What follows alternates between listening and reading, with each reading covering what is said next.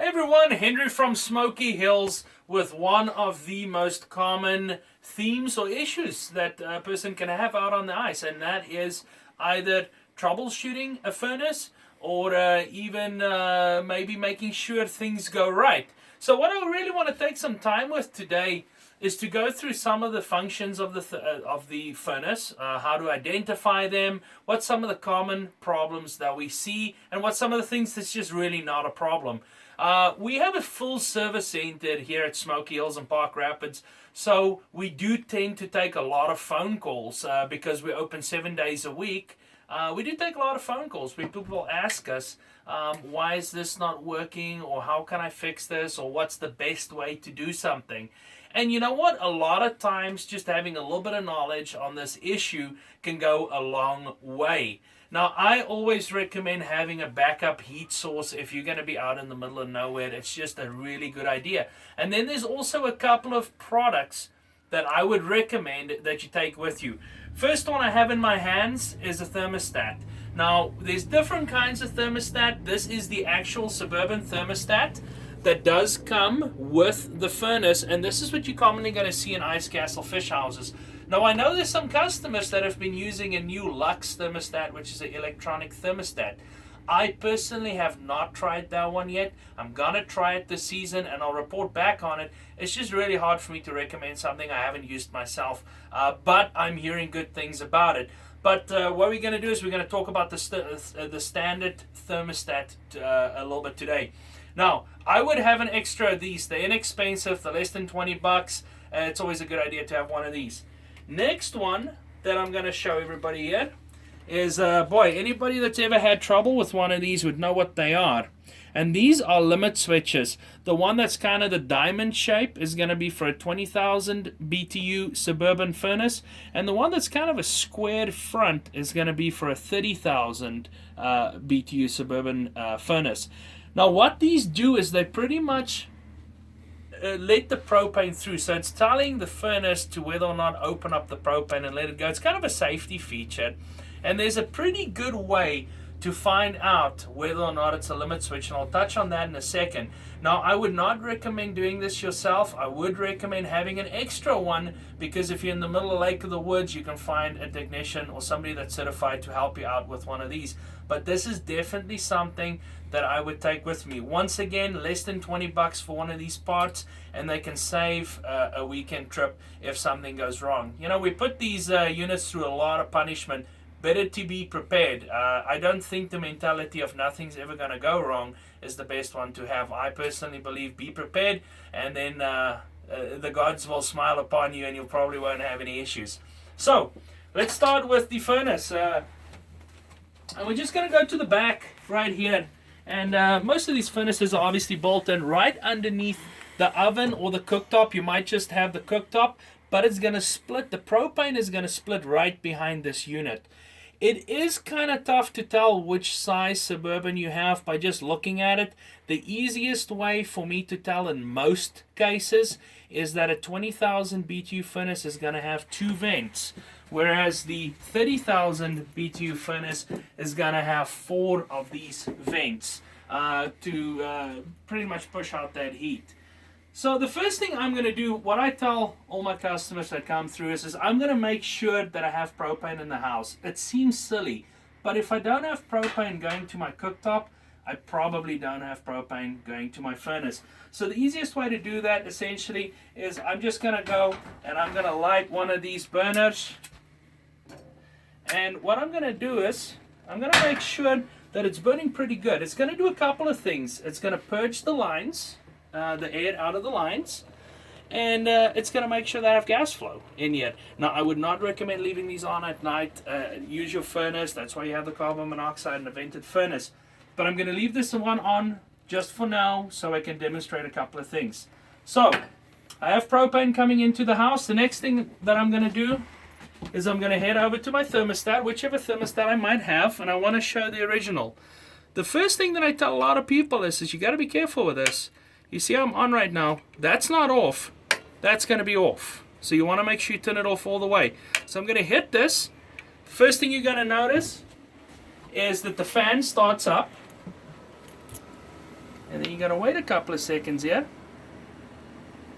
And we're going to listen for a click. There we go. So what that's doing is going to open up the propane, and then it's going to try and start to ignite the propane. One of the easiest ways to know whether or not your limit switch is bad is if you turn on your thermostat, fan kicks on, but then in about 30 seconds the fan turns off. That is probably the limit switch, because it's doing that purge cycle, which is the first 30 seconds, but it's never getting to the ignite cycle because it's not letting any of that propane in.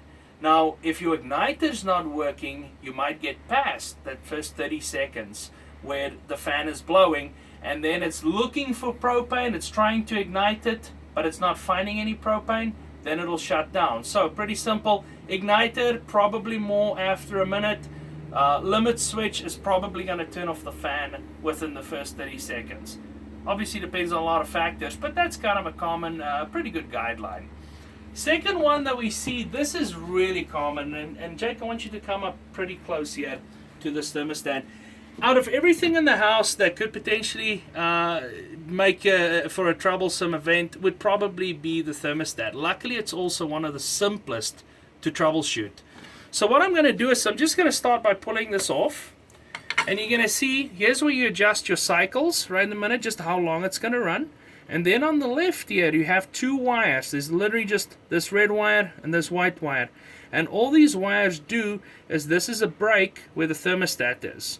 So if I loosen this screw, I don't have to pull it out all the way, loosen this, and I have those two wires, and I touch my red and my white wire together, or twist them together, it's bypassing the thermostat. So here's a scenario. I get into my house, I check my propane's running fine, I have power in my house, I go and I turn on my thermostat, nothing happens. Fan doesn't kick on. What I would then do is go and take these two wires, just like I explained, and bypass that thermostat. The second that you touch those two wires together, if the fan kicks on, I can tell you it's going to be your thermostat. And that's a pretty common issue. So what you could do is try and run your thermostat just by putting the wires together and taking them off if you have to get through the night, and then have your thermostat replaced. That's one way to do it. Another common issue, it seems pretty silly. Jake, let's get in here nice and tight. You have gloves on, you come into the house, you kind of grab this because you want to turn it on, and see I'm just putting a little pressure on it. Whoops, I think I just turned this off. Next time I come in here, as you can see, this copper plate, by putting too much pressure on this, I just shoved that copper plate right off of that wire. It is not going to run. So before you think your thermostat is bad, make sure that this little copper plate here is right on there so that it can disengage and re-engage right there. I would say that probably a good half of the bad thermostats that we get back from customers might have this plate that just moved, and it could be avoided. So pretty good advice there. Now that's the thermostat. I want to talk a little bit about the regulators. Ice Castle's changed over to a dual regulator. I would probably say it's coming up on 2 years now, and it's been absolutely fantastic. The new dual regulators have been really good. I've been, the guys here at Smoky Hills have been doing this now coming up on almost 7 years, and the regulator issues have really diminished. There's a couple of things that happens though, and what we'll do is we'll go and we'll look at one of these regulators, but I do want to mention just a couple of points that you want to look at. Temperature plays a big role, as everybody knows, but also just kind of keeping everything filled up and ready to go is another one. So let's head outside. We're going to go check out the dual regulator, and I'll also show exactly how that works. We swapped it around a little bit, so let's go take a peek. Okay, so we're outside the house and we have our regulator and everything in here. So I'm going to start by just pulling off the cover right here, which we removed the bungee on the bottom, and it's going to be a snug fit, which is the way we want it. And let's get in on this regulator here. So first thing you're going to notice is Ice Castle comes with two 30-pound tanks. There's a reason for that. We want to stick with 30-pound tanks because they definitely have more pressure than the 20s. I've seen in the past that 20-pound tanks with a 30,000 BTU furnace like we have in here is just not good enough. So definitely stick with the 30s because it's easy to grab a 20 at home. If your 20 is full and the weather's not too cold, it probably would work, but I'd stick with my 30-pound tanks. Next thing is we swapped around the regulator, so I can kind of show you how the regulator works on this. Usually the regulator points to the back. It is possible to swap it around, so I can kind of show you how that works. And then the other thing that I really want to point out, I know the guys here at the shop usually turn these put these in the right spot. Jake, if you want to come in here, you'll notice that this piece right here goes in between the top that holds it in place and this cross beam so that it doesn't slide up and down. You want this to be sitting up top, not sliding up and down on this rod right here, because it's going to start rubbing on the hoses and things like that. So it's pretty tough to see on this, but the dual regulator obviously can flip two ways. This piece does not move based on what's happening with the tanks, but it does change color on the outside based on whether or not it's pressure. It doesn't mean necessarily there's propane, it means pressure. So right now we've got the burner going inside, and it's kind of hard to tell, but this is actually green right now because the propane is flowing. You can say it's dark, but trust me, it's got a kind of a green tint to it, what's going on here. So I'm going to start closing this and see if we can catch this when it flips over. There we go. I don't know if anybody could tell, but that just turned red. Definitely red now because I turned this off. Same thing, I'm going to open this up and get float. There we go. I just went away from red back to green, which I know it's kind of tough to see, guys, but it's a lot easier to see with the naked eye. So let me explain a little bit how this is going to work.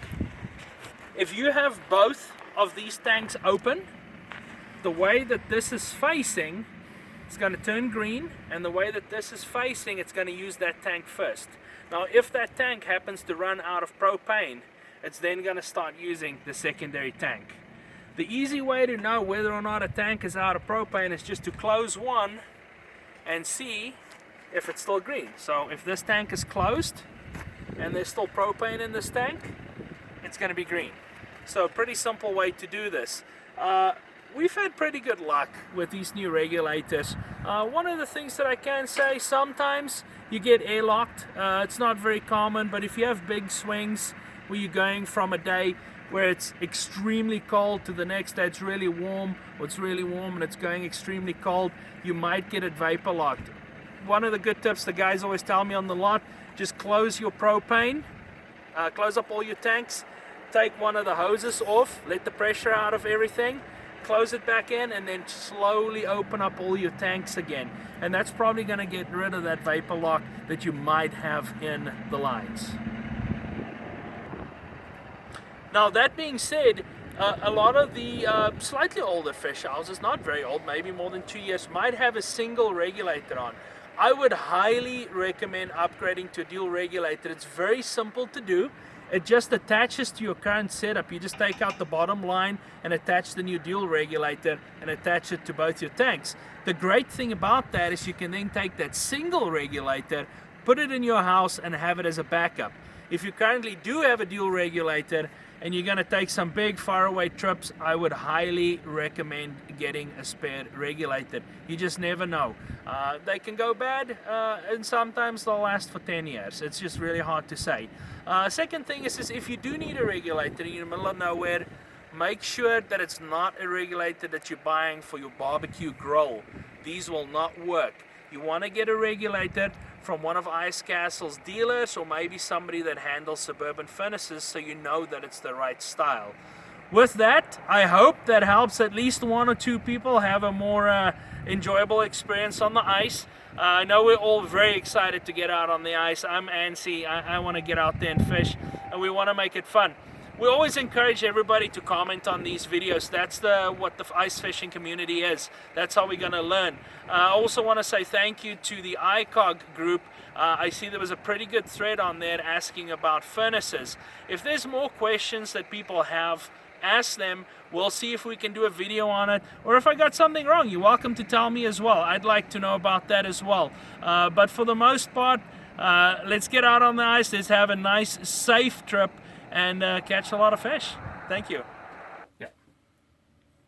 Hey guys, if you need any of the products that you saw today, like a spare thermometer, a limit switch, maybe a 20K or a 30K, or even a dual regulator, tank covers, a lot of different things, you can get them all at goicefish.com. Goicefish.com is supported by the staff at Smoky Hills, so you're welcome to ask us questions on any product that you see there.